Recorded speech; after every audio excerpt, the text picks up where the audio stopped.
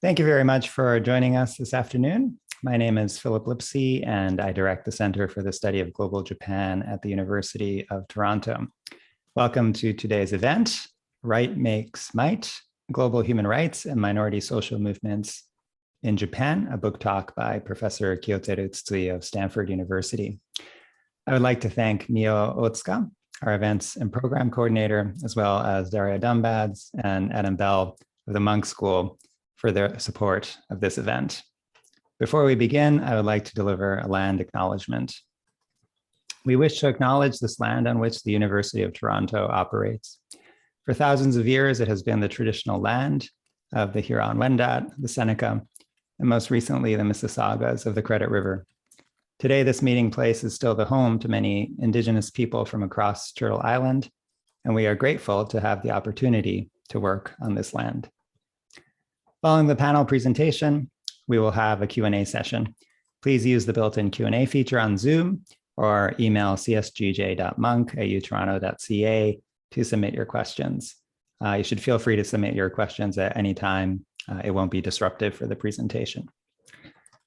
Today, it's a great pleasure to welcome my good friend, Professor Kiyoteru Tsutsui, to talk about his award-winning book. Kiyo is the Henry H. and Tomoya Takahashi Professor and Senior Fellow in Japanese Studies at the Shorenstein Asia Pacific Research Center at Stanford University, where he is also director of the Japan program, a senior fellow of the Freeman Spogli Institute for International Studies, and a professor of sociology. He's a leading sociologist who has made major contributions to the literatures on political and comparative sociology, social movements, globalization, human rights, and last but not least, Japanese society. His work has been published in prominent journals, such as American Sociological Review, American Journal of Sociology, Social Forces, Social Problems, among many, many others. Aside from the book he will share with us today, he has also published 2 co-edited volumes on corporate social responsibility, as well as Japan's engagement with Southeast Asia. The book he will discuss today, Right Makes Might, is a groundbreaking work that examines the activism of minority groups in Japan from a historical comparative perspective. It develops an important new framework for understanding the interaction of global human rights norms and minority group activism. The book is the winner of multiple awards, which I won't list all of them, but they include the Distinguished Contribution to Scholarship Book Award from the American Sociological Association section on political sociology, among others. The topic is obviously one of timeless importance, but it is also highly relevant for contemporary policy debates on a variety of issues, whether it be the efficacy of the global human rights regime, the trade-off between pandemic restrictions and basic human rights that many countries are confronting, and of course, Japan's treatment of vulnerable groups, including minority groups, but also foreigners, for example, separated from their families due to pandemic border restrictions. So I look forward to the presentation, as well as an engaged Q&A session with audience participation at the end. So without further ado, welcome, Kiyo. The floor is yours. Thank you, Philip, for the kind introduction and the opportunity to present my work. I'm honored to be speaking to you today at Munk School. And thank you, Mio, Daria, and Adam for your help in setting this up. I'm going to try to share my screen here. Philip is an old friend. We've known each other since he was an undergraduate student. I was a graduate student at Stanford. So it's great to be back with you in this capacity. All right, so this is a book that talks about 3 minority groups in Japan and how their activism has evolved over time and really changed since the 1970s. And the 3 groups are Ainu, Koreans in Japan, and Burakumin. And I'm going to give you a really thumbnail sketch summarizing really the key points, because you might get tired toward the end. So if you have to leave, or if you can't keep your attention here, just listen to me for the next 5 minutes. So the first group I'm going to look at is Ainu. they were seen as a dying race. They were an indigenous people who inhabited Japan for centuries, millennials. But since the modernization of Japan, they faced strong pressure to assimilate into mainstream Japanese society, culture, and up until the 1970s, really they were seen as a dying race. Something happened in the 70s, and today they are government recognized indigenous people with government budget to protect their its culture and its traditions, with a new museum for Ainu culture just opening. I think it was last year it opened. So something happened in the 70s, and their existence, their place in Japan changed tremendously. Koreans in Japan, they were basically a stateless group. They were non-citizens. They had basically no rights in Japan. They rose up against the government really as soon as the war ended in 1945, but they were unable to gain a lot of rights. Something happened in the 70s, and since then, they have succeeded in gaining many more rights that they failed to secure before. Again, in the 70s was a breaking point. Burakumin, in the interest of time, I'm not going to talk too much about Burakumin. I'm going to focus on the first two groups today. Burakumin is the largest minority group in Japan, and they are sort of descendants of former outcaste group from the feudal era, and discrimination against them continued. Because the population was larger, they had some political presence throughout Japan's modern history. They were able to impact Japanese electoral politics and legislative processes. So they had secured some gains from the Japanese government in the form of subsidies and some budgets to improve their lives before the 70s. But again, something changed in the 70s, and they shifted their focus from improving their lot in Japan as a Japanese minority group to becoming an international human rights group. And now they have a wing of their activism that is UN sanctioned organization that participates legitimately in the United Nations. So those three groups, and those are not sort of randomly chosen three groups. They are clearly, if you look at the history of Japan since at least 1945, those are the three most salient groups, minority groups in Japan. And all of them changed, significantly changed and expanded their activism since the 1970s. So the starting point is like what happened, right? And as somebody who studies social movements, typically social movement scholars used to focus more on domestic factors like changing political opportunities or resource availability and so on. But those things don't quite explain these cases in Japan. So I looked outward and started with the hypothesis that global expansion of human rights ideas and activities, institutions, those things may have impacted the activism of these three groups. And just to very quickly review, this is like a different strand of my research, looking at the expansion of international human rights, especially since 1948. The 1948 Universal Declaration of Human Rights was a really watershed moment.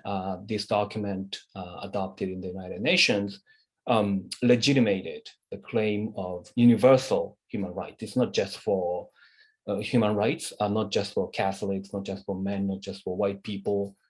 It's for everybody, just for being a human being.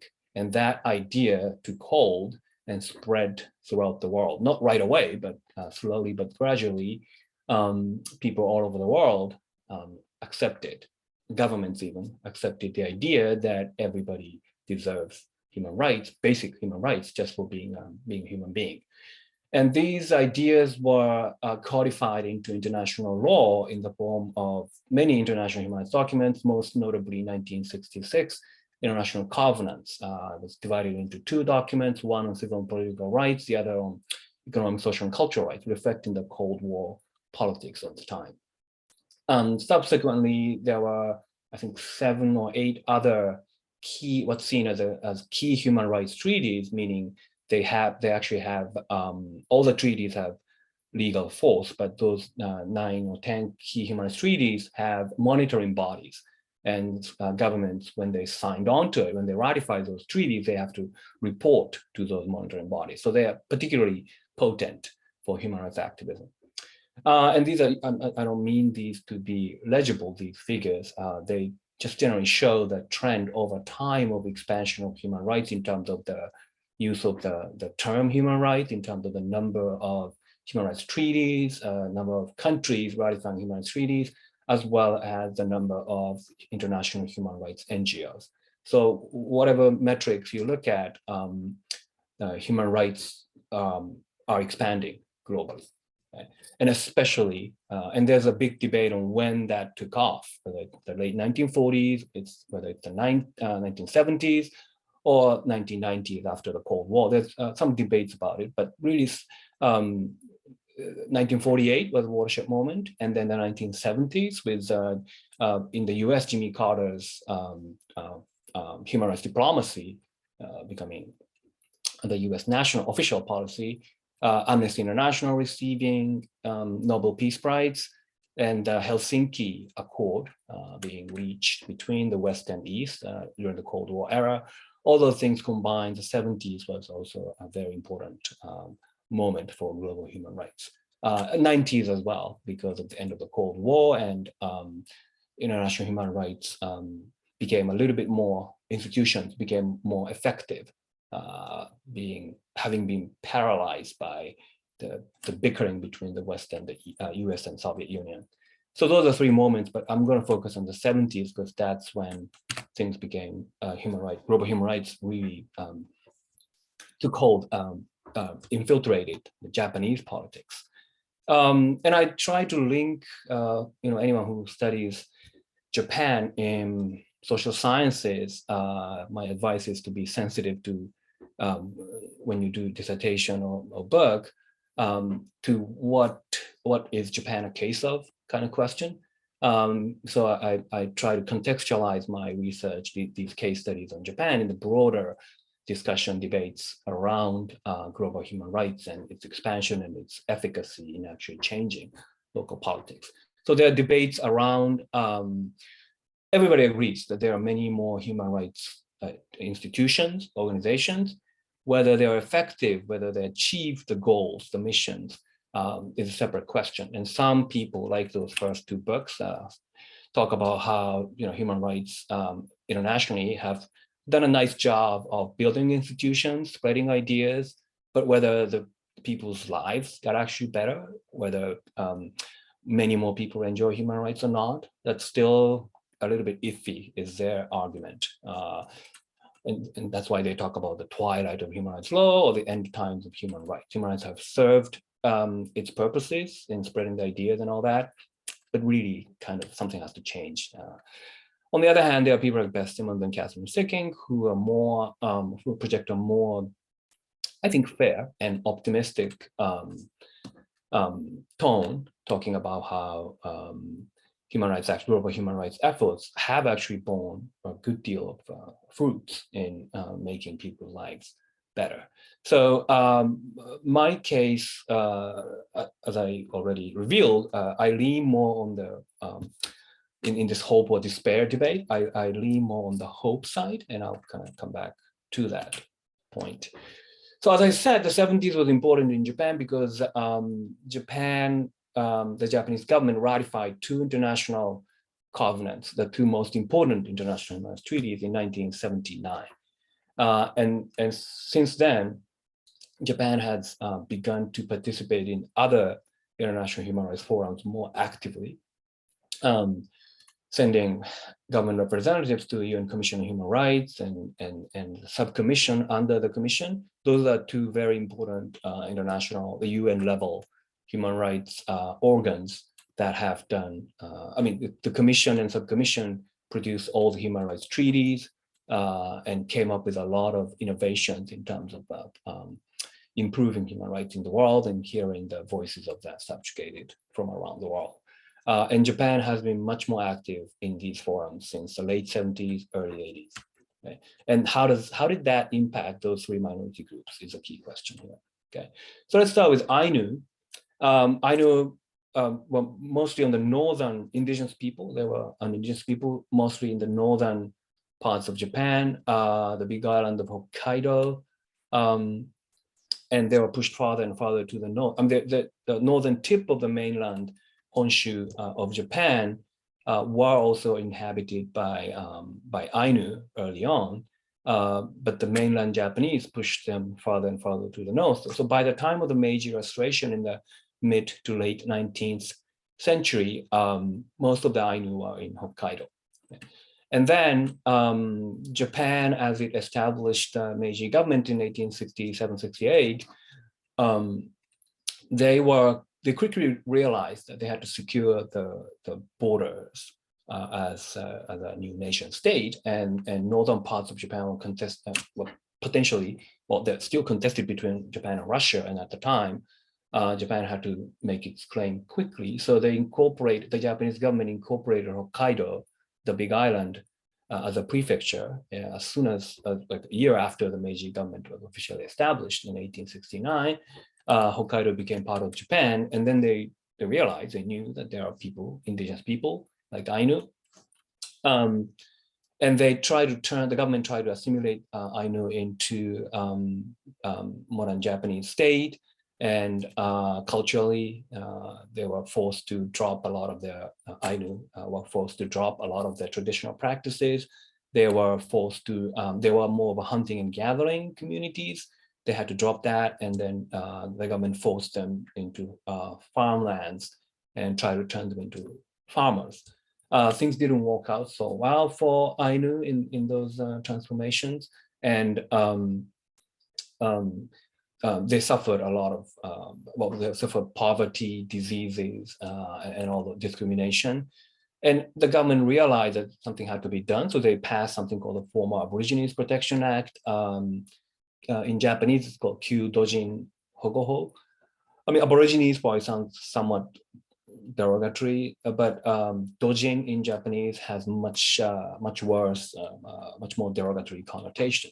So this is the attitude the Japanese government, mainstream Japanese, had toward Ainu. These are backwards people to be civilized. That was the approach. And this act passed in 1899. As you see later, this law wasn't in existence up until 20 years ago.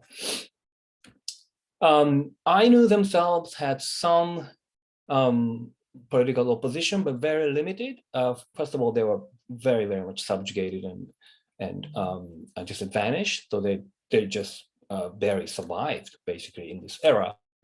There were some cultural activities that they tried to protect their culture, but in the pre-war era, there wasn't a sort of viable political association that incorporated all the Ainu people in Hokkaido. In 1946, after Japan was defeated in the war and the new democratic Japan started, there was a lot of hope in the Ainu community as well. So Ainu people started this organization, the first Hokkaido-wide organization that everybody, just about all the Ainu in Hokkaido were included in this organization called Hokkaido Ainu Association. And I mean, it started off making some political claims as well, but quickly that kind of, those kinds of political activities fizzled out, and they became dependent on government. They became basically a funnel for the Japanese government and Hokkaido regional government's welfare money. Ainu was still very much dependent on government welfare. And in post-war Japan, there was a lot of pressure in the pre-war Japan was seen more as a multinational, multi-ethnic kind of state under the emperor, but different ethnic groups were kind of accepted. But post-war Japan's core identity was that it's a homogeneous, right, Japanese nation. So there was a strong pressure for Ainu to assimilate. And Ainu themselves, a lot of them internalized, they were inculcated into this ideology, and they actually kind of bought into that to a certain extent. and they did not have pride in their culture, their tradition. So there was a strong sort of lack of a sense of pride in their difference, in their ethnicity, in their indigenousness. And symbolic of that is a change in the name of the association, Hokkaido Ainu Association. In 1961, they changed the organization's name from Hokkaido Ainu Association to Hokkaido Utari Association, thinking that the term Ainu, which is a neutral term, simply means humans in their language, but it acquired some negative connotation in their view, because mainstream Japanese called them Ainu in a derogatory way, using the term Ainu to call Ainu people derogatory way. So they changed the name into the term Utari, which means comrades, brotherhood, kind of thing. Also a neutral term that really nobody really heard of. Mainstream Japanese didn't hear of at the time. But again, Ainu, the term Ainu itself was neutral to begin with. So this kind of symbolizes the lack of pride, indigenous pride in Ainu-ness. Right? They are kind of running away from their identity as Ainu. But things changed in the 70s. And what was happening in the 70s in the world? It was a period in which the United Nations and other parts of the world, led by especially indigenous peoples in North America, and then some in Europe and Latin America, the global indigenous rights movement emerged, and that engulfed many indigenous peoples in many parts of the world, including Ainu in Japan. And initially, their activities were to get together to exchange ideas and their cultural practices. And as in the photos, they would get together and show their traditional dance or their sort of traditional costumes and so on. So cultural exchange was ostensibly, that was the purpose of their activity, their engagements. And there emerged a number of international kind of conferences that assembled, that convened indigenous peoples from all over the world. And Ainu was an interesting existence for a lot of indigenous people outside of in North America and Europe and Latin America, because in Asia there weren't a lot of indigenous. Well, from their point of view, they didn't know a lot of indigenous people in Asia, and here they are in this really. By that point, advanced modern nation in Japan, there is an indigenous people. So Ainu got invited to a lot of these events, and they started visiting those events outside of Japan.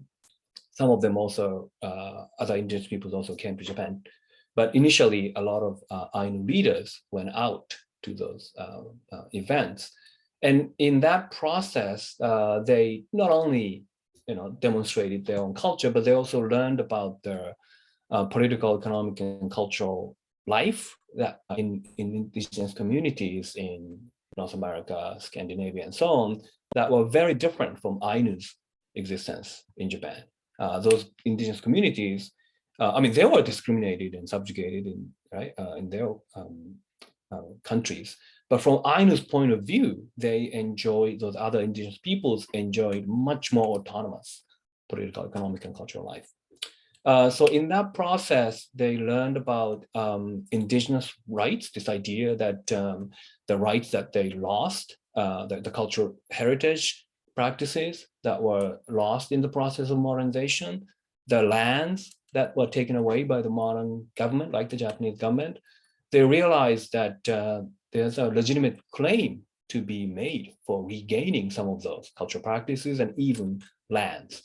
So that was a sort of transformative moment for them. And I have a bunch of quotes in the book about how their, what I call movement actorhood, their perception about their place in Japan really shifted by being exposed to these different lifestyles of indigenous peoples in the world. The first quote is about how Ainu activists who visited an Inuit community in Alaska, city of Barrow, where the mayor himself is an indigenous person. And Ainu leaders were told by the mayor that you really have to get out of this dependence on the government and start making some claims. Otherwise, you will forever be second or third class citizens. And so they showed their example of how they started making claims. And here they are, that one indigenous person is the mayor of this community. Right. So these kinds of advice or encouragement was very important to Ainu.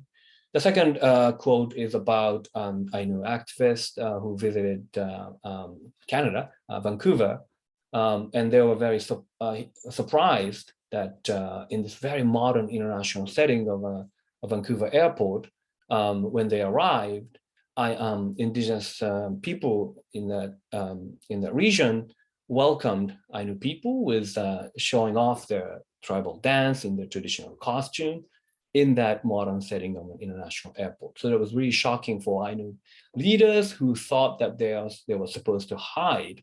Remember, in 1961, they changed the name from Ainu to Utari, just thinking that Ainu-ness is something that they should escape.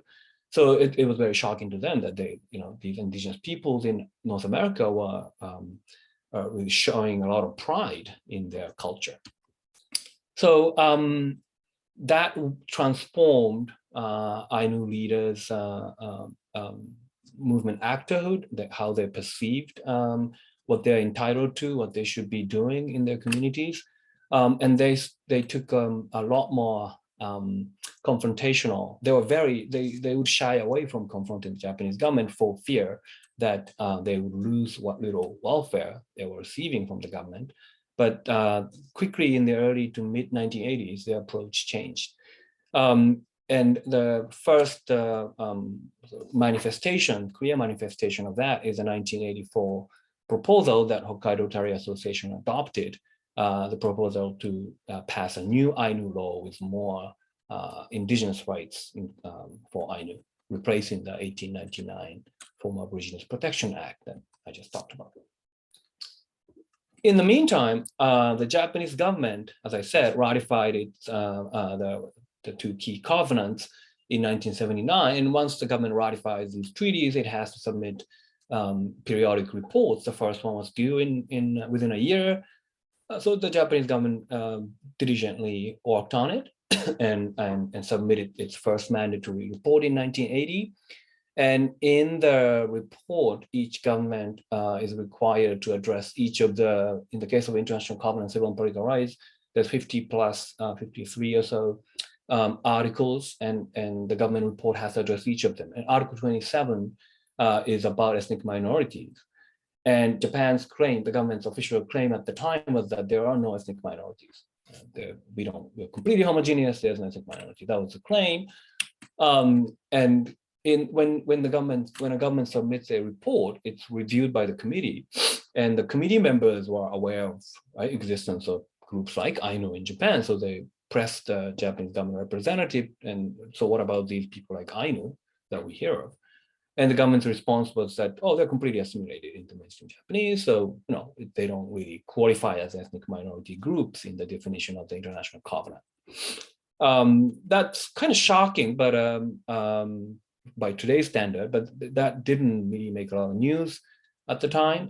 For one thing, people didn't know exactly what these processes of reporting and questioning in the Human Rights Committee. Human Rights Committee is a monitoring body of the International Covenant on Civil and Political Rights, and people didn't really know what to make of it. And even though one newspaper reporter went to Hokkaido Tari Association and asked for some comments, they declined. The Hokkaido Tari Association declined to say anything because it was 1980, 81. They were still not sure whether to confront the Japanese government. Yeah, they were in transition, but they were not sure how assertive they should be. So they kind of passed that opportunity to make some statements.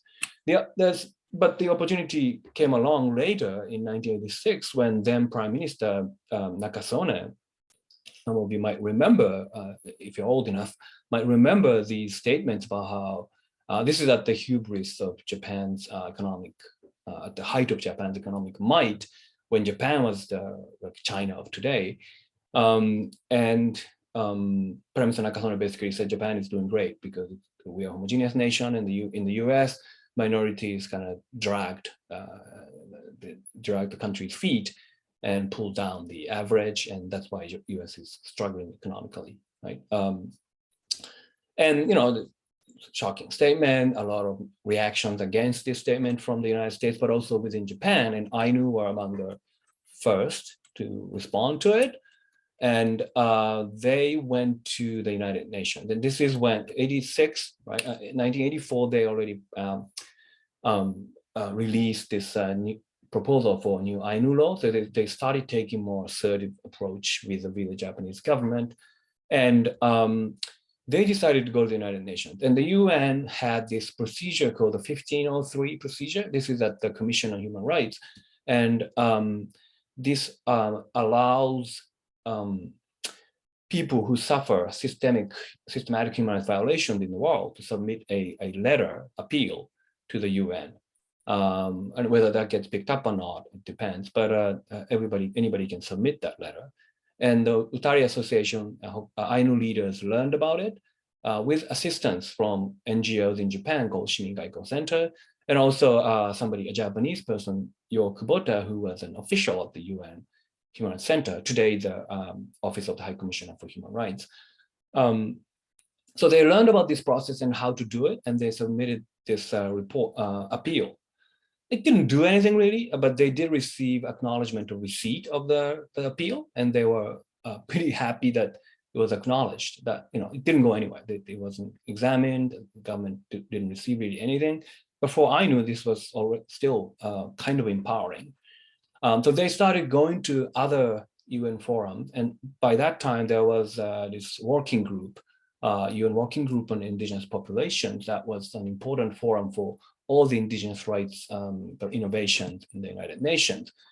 And they started participating in 1987. They went to this forum every year since then. And again, this was also assisted by the Shimingaiko Center, the international NGO based in Japan, and Yo Kubota, the Japanese official at the UN Human Rights Center. Okay. So their activism took on much more international flavor since then, and they continue to participate in all the UN forums, of which there are more after the 1990s, and made appeals about claiming the indigenous rights. In 1992, on the eve of the UN International Year of the World Indigenous People, that was 1993, director of the Ainu, or I should say Utari Association at the time, gave a speech in the UN General Assembly, the launching event of the International Year.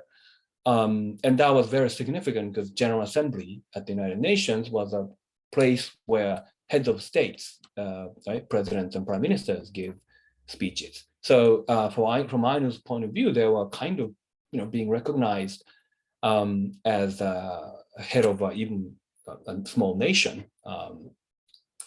by the United Nations. That was the impression that they got. The domestic mobilization also took on much more international flavor, and the photo on the bottom right, low resolution, so I don't know if you can see it, but this is a street protest, I think in Tokyo, when the year's Nobel Peace Prize winner, Rigoberta Menchú of Guatemala, she's a feminist indigenous rights activist who received the Nobel Prize, and that she came in solidarity with Ainu to promote Ainu's indigenous rights. So there are all kinds of events like that where Ainu would gain support from international indigenous rights communities. And the government responded by, as soon as this 86 1503 procedure appeal was made, the government really began to change its tune. And remember, in 1980, the government claimed there are no ethnic minorities and Ainu are completely assimilated. In 87, they recognized Ainu as a distinct group. In 1991, in the third report to the Human Rights Committee, Ainu were recognized as an ethnic minority group, not quite indigenous people, but an ethnic minority group. And in 1997, based on the proposal that Ainu made, the new Ainu law proposal of 1984, the government passed a law protecting Ainu's cultural rights. Ainu's proposal were multi-fold and had a lot of different components, political rights, economic rights, and so on, but the Japanese government only accepted the cultural component. Yet, it was a significant progress. It was significant progress for Ainu, because now the Japanese government is allocating national budget to protect and promote Ainu culture in a country that identified itself as completely homogeneous culturally up until that point. Right? So that was in 1997, but the government still didn't recognize Ainu as an indigenous people. And the argument was that the government made this argument that we're not quite sure. You look like an indigenous people, Senjumin, but we're not sure what that means in the international legal context. So we can't really say whether you're an indigenous people or not. But once the United Nations adopts Declaration on the Rights of Indigenous Peoples, which was in the making for over a decade, then we can move forward to do this and recognize you as an indigenous people, right? So this declaration, DRIP, got adopted finally in 2007. And to its credit, the Japanese government moved very quickly in 2008 to pass a resolution recognizing Ainu as an indigenous people. Right? The photo on the bottom right is at the Japanese Diet when Ainu representatives were there, greeted with thunderous applause when the Diet resolution passed. Coming full circle, remember 1961, Hokkaido Ainu Association changed its name to Hokkaido Utari Association. In 2009, after the government recognition of Ainu as an indigenous people, Hokkaido Utari Association regained its name as Hokkaido Ainu Association, regaining Ainu-ness, pride in Ainu-ness by that point. That's the story of Ainu. I think, I don't know if I have too much time, I'll try to wrap this up with very quickly about Korea. Koreans are colonial era immigrants who came to Japan or brought to Japan with increasingly forceful means toward the end of World War II. And when the war ended, they were liberated, which was great for them, but they also lost all the rights in Japan that they used to have as citizens of Japan in the pre-war period. And the fingerprinting practice was particularly a thorny issue for Koreans in Japan because it was the most infamous symbol of discrimination. Because there's continuity from pre-war era, they were subjected to the same kind of practice. And also this was a practice that was done with 10-finger blacking, kind of fingerprint taking was done to criminal suspects in Japan. So there was this implication that all the Koreans in Japan are potential criminals. But they couldn't really put together effective mobilization, and they cooperated reluctantly because if they don't do that at the time of registration, they faced the potential of deportation. Right? So there was very limited mobilization, and they couldn't put together this an effective movement because Koreans were non-citizens, and their understanding, as well as Japanese governments and Japanese public's understanding, is that citizens of a country deserve certain rights, but if somebody is not a citizen, they don't deserve these rights. And Koreans were non-citizens, and under this citizenship rights framing, they didn't deserve most of the rights. And Koreans also kind of had that understanding to a certain extent. And they didn't want to claim a lot of rights in Japan because they were committed to the homeland, the Korean peninsula. There was still potential of reunification and return to Korea. So obtaining rights in Japan was seen as betrayal to the homeland, to the Korean peninsula for the Korean community in Japan. And there was divisions within North and South. There was a Cold War era. North Koreans and South Koreans in Japan were very suspicious of each other. There was very kind of complicated dynamic there. And there was generational division also surfaces decades after 1945. As second and third generation Koreans burst onto the scene, and they don't speak Korean. They're all their lives. They grew up in Japan and they only speak Japanese. So they have very different identity and relationship with Japan and the Korean peninsula. So there was generational divide, North-South divide, and also Koreans and Japanese were divided because of the historical legacy. So the fingerprinting practice continued, and the first refusal, as I said, Koreans mostly cooperated reluctantly, but the first refusal came in 1980 by somebody named Han Chon-suk, who was not affiliated with any of the major movement organizations of Koreans in Japan. So it was called Rebellion of One. He did it based on his conviction that this is unjust, the practice is unjust. And he reflected on why he did it. And he mentioned the international covenants, that the fact that Japan ratified these international treaties as a key thing. He already resented this practice, thought that this was unjust, but he got this external validation in the form of international human rights documents. That was very important for him. So he refused. The second refuser was Choi Chang-hwa. He was a savvy activist already, and he had a master's degree in international law, international human rights law. So he understood international human rights very, very well. And the first refusal, even the second refusal, didn't make much news. So the Japanese public didn't know too much about it. But he brought media to the scene of his daughters, teenage daughters, first registration for fingerprinting, and basically tried to create a scene there. And then he challenged the section chief there, bureaucrat who was taking the fingerprinting, and said, why should she have to submit her fingerprints? And from the section chief's point of view, it's just a procedure. But Mr. Choi makes the argument that international covenants stipulate equality of citizens and non-citizens. Why do we have to do it when Japanese citizens don't have to do it? Right?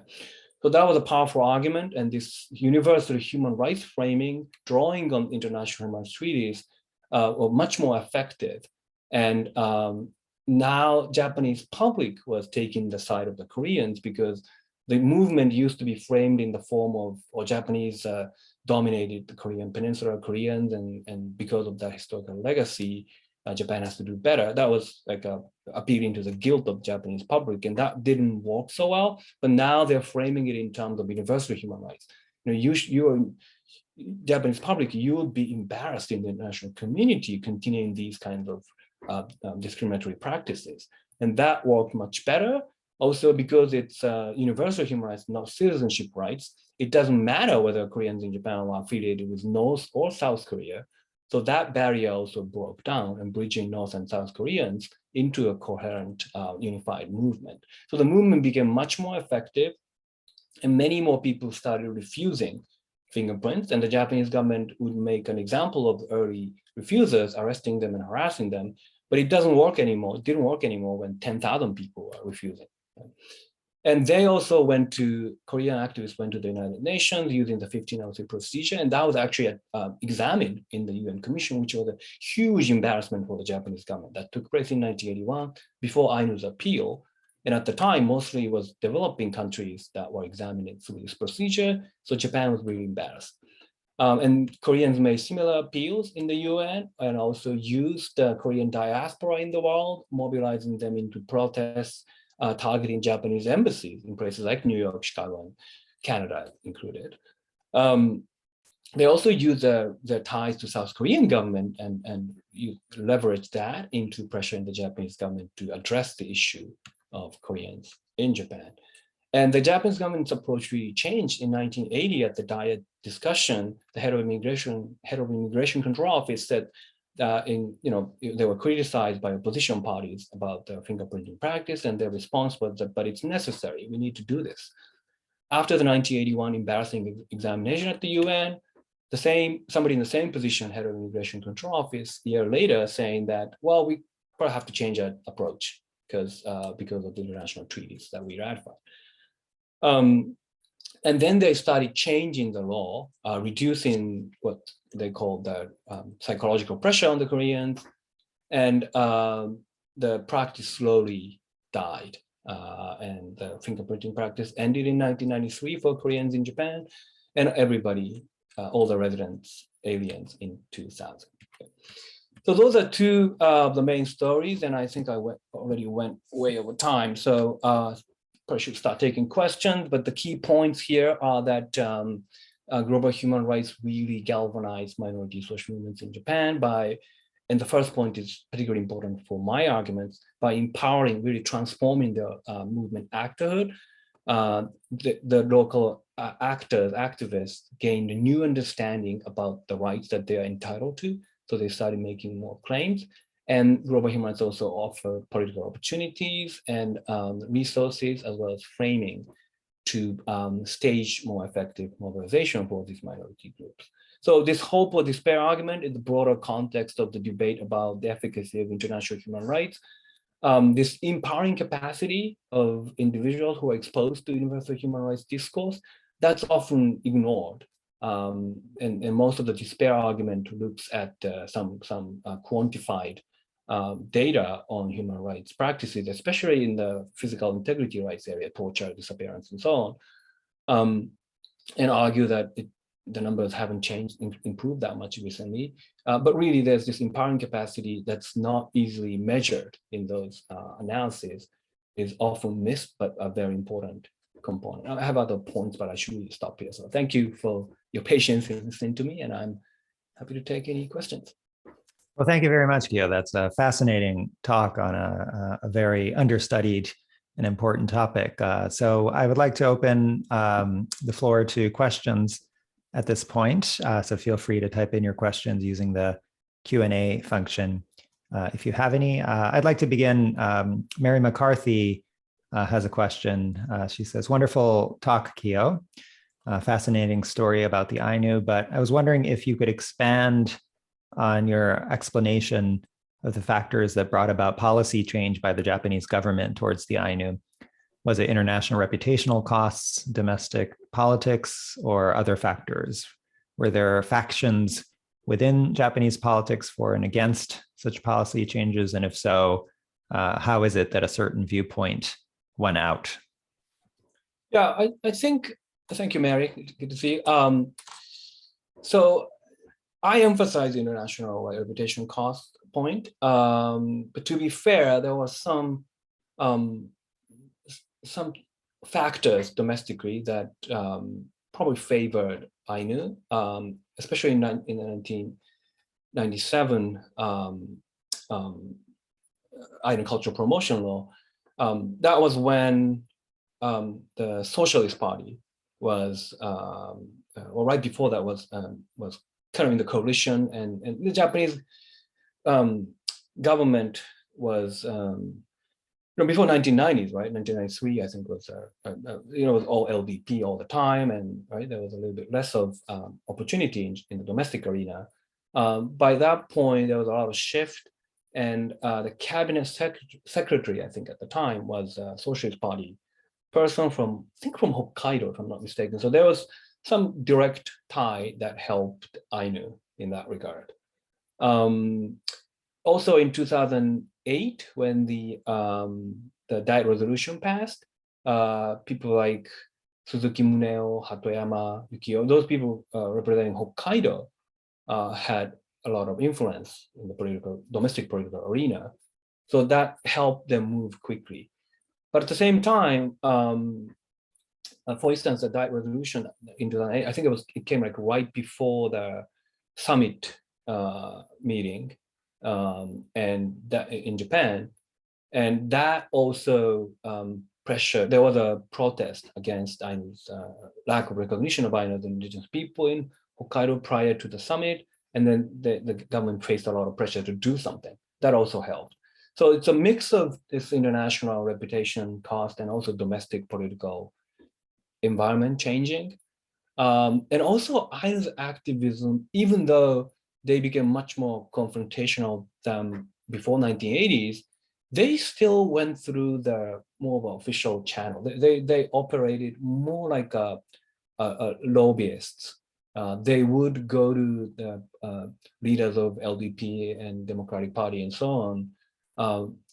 They speak very respectfully. They make their claims, but I've seen them interact with government officials, and they were much more respectful of the government official than they would actually ask, not demand all the time, some of the concessions by the Japanese government. So they actually played it well and made it much easier for the government politicians to accept their rights. It helped that they had a very, very legitimate claim, right, to being an indigenous people of Hokkaido and Japan. So the government officials, the Japanese public already had a little better perception of Ainu, and Ainu leaders played it somewhat more conservatively. Some in the Ainu, more radical element in Ainu, were very unhappy, still are, with the Hokkaido Ainu Association's approach, saying that they're just sellouts and gaining some small concession from the government at the expense of right? A lot of Ainu lives in Hokkaido. So there are people who are unhappy, and some of those people actually resort to lawsuits. But the Ainu association leaders were not that way. So that also probably helped in gaining some of these concessions. Thank you. Vicky Yuan asks a question about hate crimes. So essentially, do racist crimes occur against minority groups in Japan, such as against Ainu or Korean people? And if have rates decreased or stayed the same? And how do they compare to other countries like Canada and the United States? I suppose this is a question about, that we've observed these changes in the legal frameworks, but what does it look like in terms of other measures, like the incidence of hate crimes, for example? Yeah, and this is also about backlash against rights claims by minorities. And because the rights claims, like Ainu's claims, became national news much more recently, the backlash also came somewhat later. But Burakumin issues, for instance, I didn't say too much about Burakumin today, but there's always been backlash, also internal bickering among Burakumin activists who are affiliated with the Socialist Party versus the Communist Party. Really starting in the 60s, 70s, there has been intense fights, really, physical violence between these two groups. But also there was a backlash. So in the Burakumin's case, the Socialist Party affiliated group, Burakumin Liberation League, is by far the most powerful group in Japan. It has a lot of power in electoral politics as well. And the Communist Party elements really went against it. And around the turn of the 21st century, there was a lot of publications about Burakumin, quote unquote, privileges, Buraku Dowa Riken. And that was against the Buraku Liberation League gaining what others see as privilege. And then the more right-wing elements in Japan kind of took that and pushed that forward. And there's a lot of discussion about how there's, similar to US and Canada, reverse discrimination kind of argument and privileges of minorities that started with Burakumin, and then the Koreans, right? There's a Zaitokai, this basically a hate group against Koreans. So there's all kinds of hate speech that was really done by this particular group against Koreans, and there are lawsuits, and there's a lot going on in that area. With Ainu, it's much more recent because the Ainu movement came and Ainu rights came much more later. But there's been groups, actually politicians, Hokkaido regional, prefectural Congress members making claims that there's nothing called Ainu anymore. They're all assimilated. And why are we educating kids about Ainu or giving money to Ainu groups? There's this backlash too. And it's kind of tantamount to hate speech, but that exists. So for all these groups, hate speech exists. And in 2016, the Japanese government passed the anti-hate speech law. No penalties, mostly symbolic, but it did pass that law to reduce hate speech. And it has been used in Japanese courts. So it has been somewhat potentially, it's probably too early to tell, but it's potentially effective, even if there's no penalties stipulated in the law that hate speech could be reduced. In terms of the actual number of hate speech, I don't know if there's data on that, but it does exist, and especially in the internet space, there's a lot going on. Thank you. So we are unfortunately almost at the end of our time, about 5 minutes left. So what I'd like to do is to read out the remaining questions that we've gathered so far, and then I'll let Kiyo, you can decide how you would like to answer them. So Crystal Chang asks a question about to what extent were some of these minority groups domestically driven versus transnationally connected, to what extent really did transnational networks come into play in their activism? And this might connect to the case that you didn't talk about as much in the presentation, particularly with the Burakumin case. But if you could provide an answer on that one. And Rie Kijima notes that when I was an undergraduate student in Japan, she was advised by her faculty advisor that writing a senior thesis on Burakumin in Japan would be quite challenging, citing a lack of literature and so forth. And that was 20 years ago. And so when you were writing this book, what kind of challenges did you face in studying minority populations in Japan, and what kind of reactions have you gotten based on the book? And finally, Ayae Komori says, I understand Indigenous rights are very important for many reasons, and it is especially a heavily talked about topic in Canada. Is there anything as regular citizens we can do to help preserve, honor, and protect the rights of people who identify as Indigenous? So we have about 3 minutes. So that's a lot to unpack, but I will let you answer what you can in that time frame. Okay, so let's go backwards to Komori-san's question. I think what you just did at the beginning, Philip, it's probably beginning to get taken for granted, but land acknowledgement statements. I think Stanford is beginning to do that as well, but not so much. I think it's more advanced in that area, more advanced in Canada, right? I mean, something like that might seem like routine from your point of view or audience in Canada, but it's very important that we don't take it for granted that we live here and, you know, we deserve it or anything. Right? These lands were belonged to Indigenous peoples, Native Americans, First Nation, I guess, in Canada is that term.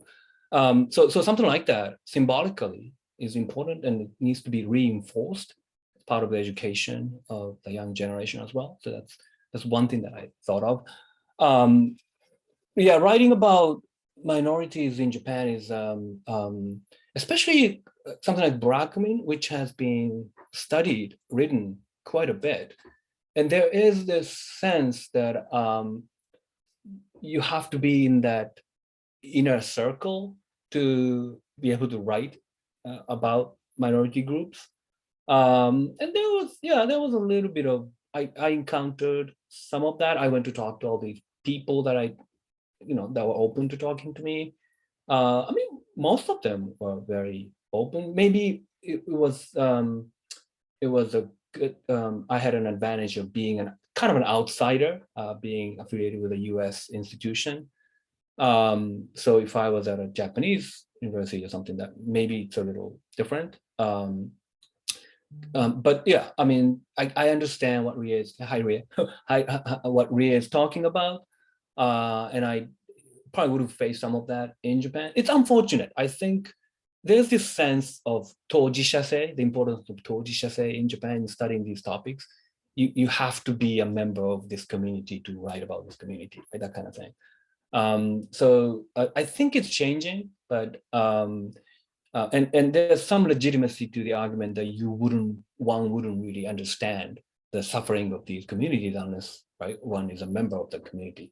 But social science is not like that, and I think in the US there's this understanding. In Japan, I don't think the community is quite there. So some people who want to study those minority groups might still encounter that. The first one was about domestic. So Ainu movement was very much internationally, I wouldn't say internationally driven, but really spurred by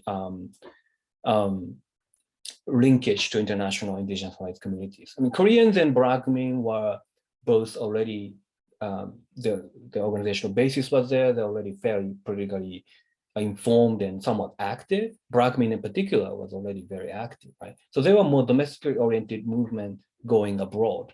Whereas Ainu from the get-go, I think these transnational connections were very important. I mean, there was domestic basis too, but so in that sense, Ainu movement and the other two movements was somewhat different. I guess I have more to say, but time, so I'll stop here. Thank you. Well, thank you. We're just about at the end of our time. So I would like to thank Kiyo for a wonderful presentation, and for our audience as well for the excellent questions. We look forward to seeing you again at our future events. Thank you so much.